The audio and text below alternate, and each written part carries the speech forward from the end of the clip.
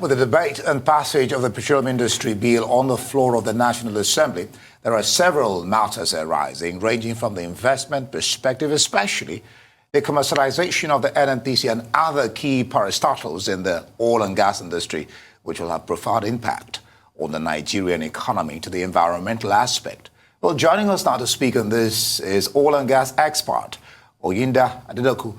OYINDA, glad to have you join us. Good afternoon. Good.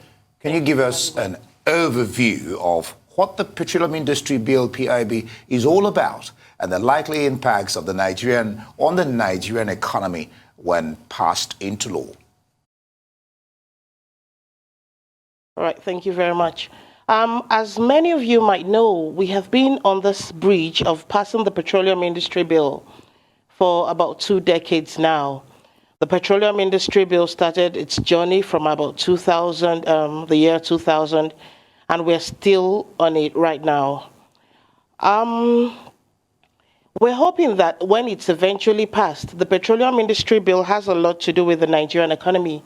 As you know, the economy rests a lot on oil and gas revenues, oil and gas resources. When the Petroleum Industry Bill is passed, then we will have our national oil company, NNPC, working in a way, working like a private oil company. If you had looked at the NNPC audit reports that was released in about June, you will find that the NNPC made quite a lot of losses. And there were so many losses that were written off. As a matter of fact, one of the debts that was owed to NNPC is enough to pay off some of our national debts. I mean, that is how bad NNPC's operations are now currently. So by the time the PIB is passed, NNPC will now be able to stand on its own and operate like any private oil company without having the advantage or the disadvantage, as the case may be, of being owned by the nation. Secondly, it will also allow new entrants into the petroleum industry. The petroleum industry will have a greater contribution to the economy and to the revenues of Nigeria. The next thing we will have when the PIB is passed will be a properly deregulated downstream sector that will work well for Nigeria and work well for Nigerians.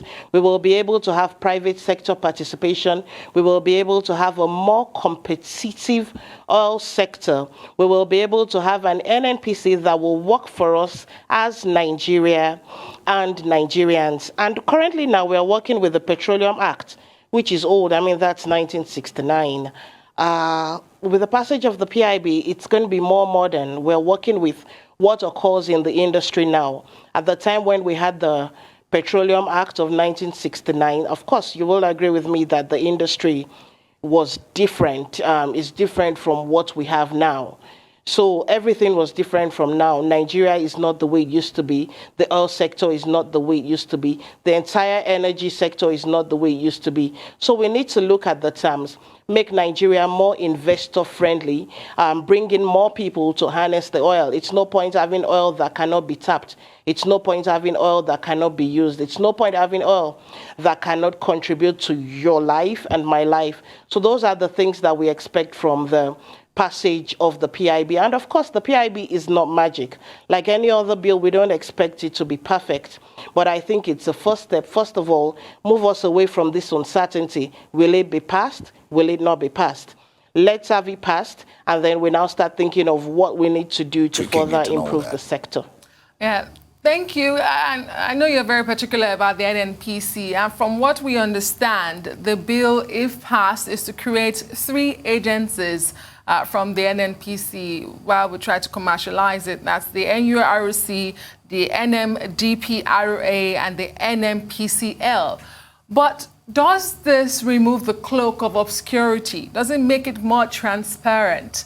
What are your thoughts on that, the creation of those 3 agencies? It will be more transparent because now it will be owned by, it's going to be owned by not just Nigeria as a nation. It's also going to have some private investors in it. So generally, the activities of NNPC will be more transparent, We will have shareholders who will be able to have a say in how NNPC behaves in the operations of NNPC. So generally, it will be more transparent. It will be more investor-like. It will operate as a business, not the way it is operating currently. So right. yes, those agencies are going to should operate properly. I wondered why you had to pause and then smile. All right. What's your the Minister of State, Petroleum, says the NNPC and the PPPRA will not be scrapped. Rather, they will be commercialized. Walk us through what this means. The PPPRA and the PEF, that's the Petroleum Equalization Fund. PPPRA is the Petroleum Products Pricing Regulatory Agency, will be merged to form what is known as the authority in the PIB. Now, the function of that authority in the PIB is on the downstream sector. So as we know, we're gradually easing towards the deregulation of the downstream sector. So the functions of PPPRA and PEF will no longer be, current functions will no longer be as relevant when the sector is fully deregulated. So that is why they will be merged, and what their work should now be is the role of a kind of monitor, a kind of regulator in the downstream sector to enable us get the best of the sector and to ensure that the players in the sector are playing by the rules of the sector. That is going to be the function. So they are not, PPPRA is currently not supposed to be a part of of NNPC anyway. That PPPRA is not a part of NNPC. It's not a subsidiary of NNPC currently. But even when the PIB is passed, its role will be clearer now as the authority. So PPPRA and PEF will be merged as one entity, and that is the authority under the PIB. I think you put it rightly when you said we are easing gradually towards a deregulation. But there are those who are opposed to it, such as labor unions and some part of the society, some sector of the society who say, you cannot deregulate and still have some of the certain loopholes in place. Do they have valid reasons to be opposed to this deregulation?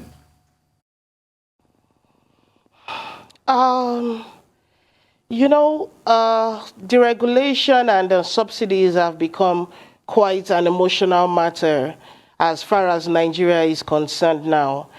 And the thing about it is I think we need to speak to facts and not just speak to emotions and what we would like to be.